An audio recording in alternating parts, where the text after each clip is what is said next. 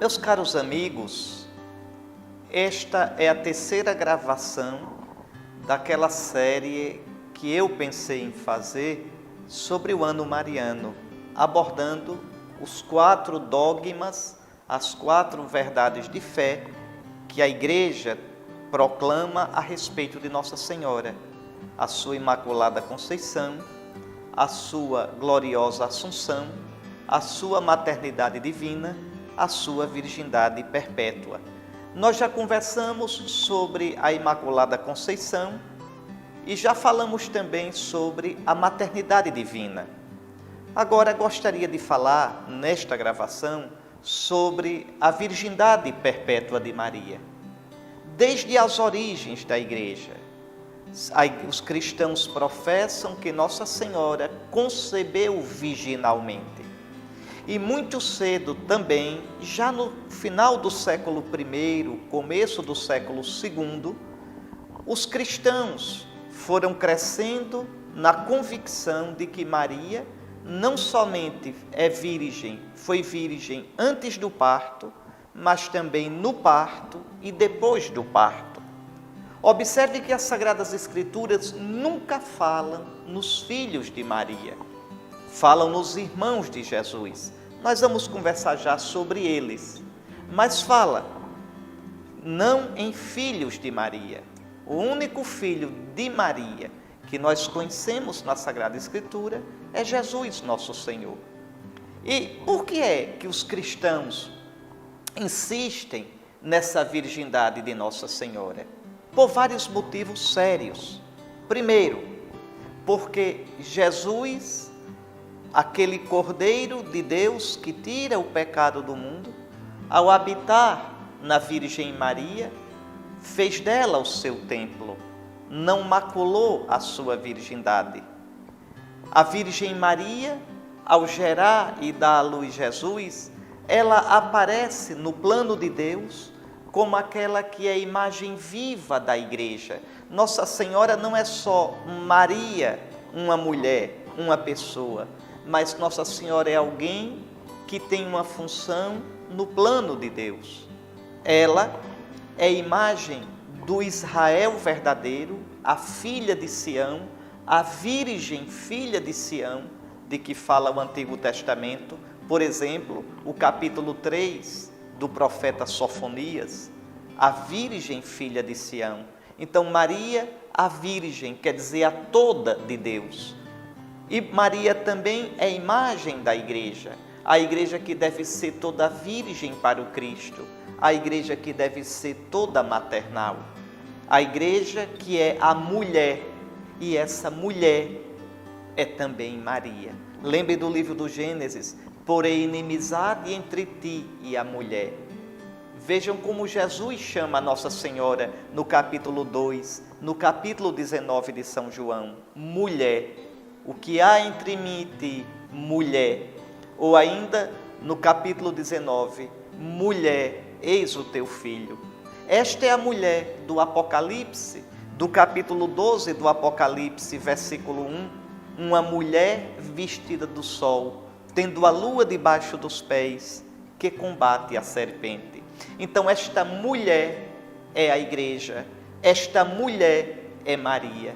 Maria é ícone, Maria é imagem da Igreja.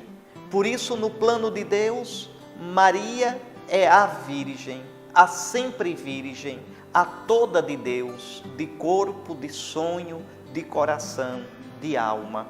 Não é nada contra a sexualidade, não. É o sentido místico, o sentido teológico da virgindade, de ser completamente do Senhor. Então, desde o início, como eu dizia, desde o século I, a começar pela Sagrada Escritura, que nunca fala dos filhos de Maria, mas desde o início mesmo, os cristãos tinham esta convicção, que a mãe de Jesus foi sempre virgem, tanto que era comum chamar Maria a Virgem. No credo a gente diz: nasceu da Virgem Maria. Esse Virgem Maria é preciso entender neste sentido: Maria, vírgula, a Virgem. quer dizer a Virgem por excelência, a sempre Virgem, a toda inteira do Senhor Deus. Vejam como Gabriel a chama, toda agraciada. Veja como Maria se denomina, eu sou a serva. O Todo-Poderoso fez grandes coisas em mim. Então Maria é aquela que acreditou, como diz Isabel. Maria é aquela que guardava tudo no coração, como diz o Evangelho de São Lucas, mais de uma vez. É essa inteireza de alma, esta inteireza de entrega, toda totalmente a Deus. É isto que a Escritura mostra em Nossa Senhora. A sua virgindade física é expressão dessa virgindade de coração. Você pode dizer, mas na Sagrada Escritura existem elementos que deem alicerce, que justifiquem essa convicção da Igreja? Claro que existe, claro. Não é por acaso que os primeiros grandes doutores cristãos afirmaram essa virgindade. Santo Irineu, São João Crisóstomo, São Gregório de Nissa, Santo Atanásio, Santo Agostinho, Santo Ambrósio. Depois o 8º concílio ecumênico, o 3º de Constantinopla, dogmatizou isso, colocou como dogma mesmo, no ano 680 da nossa era. Maria é virgem antes, durante e depois do parto. Ora, primeiro o Evangelho de Mateus, capítulo 1, a virgindade de Maria antes do parto. E é interessante que Mateus, no capítulo 1, versículo 25, cita Isaías: a virgem conceberá, a virgem dará à luz um filho, ao Deus conosco. Então a mãe de Deus, veja, virgem concebeu e virgem deu à luz. A virgem conceberá e dará à luz um filho. Essa passagem, essa aplicação que São Mateus fez da passagem de Isaías 7, foi motivando a Igreja a ver a virgindade perpétua de Maria. Depois também o capítulo 1 de São Lucas, a mesma coisa. São Lucas vai mostrar que Maria foi virgem antes de conceber. Mas eu citei Mateus, capítulo 1, queria chamar a atenção do versículo 25. Lá São Mateus diz que José não conheceu Maria até que ela desse à luz. E aí as pessoas podem entender errado, podem compreender, olhe, se José não conheceu Maria até que ela desse à luz, depois que ela deu, José conheceu. Não. Em grego, a expressão grega eos, até que, não quer dizer que depois que as coisas tinham mudado. Eu lhe dou um exemplo. Na primeira carta aos Coríntios, no capítulo 15, versículo 25, São Paulo diz, falando de Cristo: é preciso que ele reine até que tenha colocado todos os inimigos debaixo de seus pés. Até que. Depois que colocar os inimigos debaixo dos pés, vai deixar de reinar? Não, vai continuar reinando. Então Cristo vai reinar até que tenha colocado os inimigos debaixo dos pés e depois continuará reinando. Do mesmo modo, José não conheceu Maria até que ela desse à luz e depois também não a conheceu. É assim que a Igreja entendeu. O que eu quero dizer é que este até que de Mateus 1:25 não significa que depois que o comportamento de José mudou.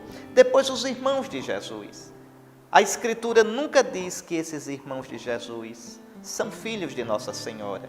Você sabe, na Sagrada Escritura o termo irmãos não diz somente a filhos do mesmo pai ou da mesma mãe.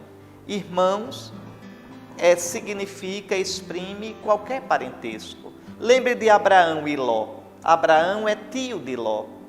E, no entanto, Abraão diz, lá em Gênesis capítulo 13, versículo 8, nós somos irmãos. Diz a Ló isto.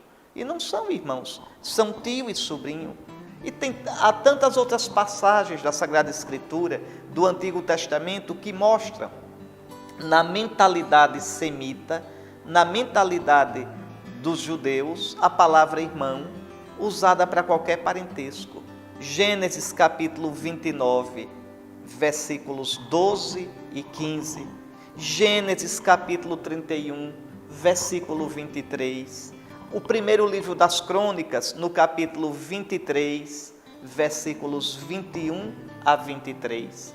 Há o uso dessa palavra irmãos para todos os parentescos. Mesmo na língua grega, a língua do Novo Testamento, havia sim uma palavra para irmãos e uma palavra para primos, para parentes. Mas quem escreve é um judeu que pensa como judeu, que tem uma mentalidade semita e usa a palavra irmãos para todos os parentescos. Então, veja, não quer dizer que os irmãos de Jesus são filhos da Virgem Maria.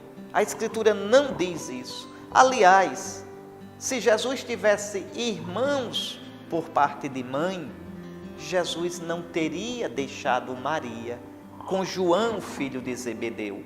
Está lá no capítulo 19, versículos 25 a 27 do Evangelho de São João. Jesus entrega sua mãe a um estranho, a um não parente, uma coisa inconcebível no âmbito do judaísmo, no âmbito semita. Por que Jesus faz isso? Porque não tinha irmãos de sangue, não tinha filhos. Maria não tinha outros filhos. Então a Escritura é clara. Depois tem ainda uma coisa, se você olhar Marcos, capítulo 6, versículo 3, não é? Lá em Nazaré, os nazarenos vão dizer: esse não é Jesus, o filho do carpinteiro? Seus irmãos, suas irmãs não moram conosco? Tiago, Josete, está lá Marcos, capítulo 6, versículo 3. Só que ao pé da cruz, no mesmo Evangelho de Marcos, capítulo 15, versículo 40, São Marcos diz quem é a mãe desse Tiago, desse Josete, de uma tal de Salomé. É uma outra Maria. Não é Maria, mãe de Jesus. Está lá. Pode olhar, Marcos, capítulo 15, versículo 40. São Mateus também vai falar dessa mãe dos irmãos de Jesus. Mateus 27, 52. E vai dizer em 28:1, versículo 28:1, é a outra Maria. Não é a mãe de Jesus. A tradição da igreja sempre garantiu que Maria é virgem antes, durante e depois do parto. Você pode perguntar, mas como Maria é virgem durante o parto? São João Crisóstomo, no século IV, dizia assim, pregando numa noite de Natal: hoje a Virgem concebeu e deu à luz virginalmente. E tu me perguntas, como foi isto? Pois eu te digo, aquele que me ensinou a crer no mistério, ensinou-me também a não fazer perguntas inconvenientes sobre ele. Aí, o silêncio de Deus. E São Basílio Magno, grande doutor da igreja, também dizia: repugna ao povo cristão pensar que o Cordeiro sem mancha, o Salvador, tenha maculado a virgindade de sua mãe ao nascer. Então, Maria sempre virgem, como a igreja deve ser. Maria virgem na alma, virgem porque guardou a palavra de Deus. E essa virgindade tomou conta também, é expressa também no corpo de Nossa Senhora.